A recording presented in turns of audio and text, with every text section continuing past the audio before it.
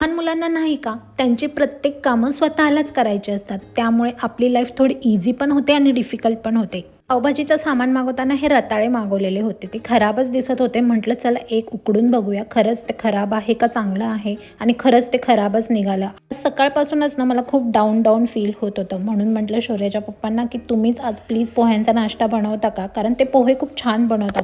शौर्याच्या पप्पांना पोहे इतके आवडतात ना, की त्यांना जेवणामध्ये पण पोहे दिले ना, तरी पण ते पोहे खाऊ शकतात. आणि त्यांच्यामुळे आता मला पण सवय झाली आहे पोहे खायची. आणि शौर्यालाही आता खूप पोहे आवडतात. त्यामुळे पोह्यांचा नाश्ता आठवड्यातून 3-4 वेळेस आमच्या घरी बनतो म्हणजे बनतोच. हळूहळू माझं थोडं थोडं वजन वाढत आहे. त्यामुळे मला क्रेविंग्स होत आहेत.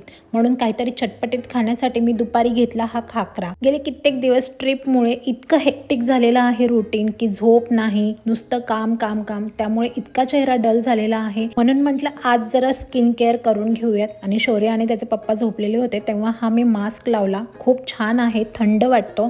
एकदा मी याचा नक्की व्हिडिओ टाकेन. शौर्य आणि त्याचे पप्पा उठल्यानंतर मी घेतलं मशरूम सूप बनवायला. आज डिनरमध्ये तिघांसाठी मशरूम सूप आहे आणि नाचणीची भाकर आणि भाजी बनवायचा बेत आहे.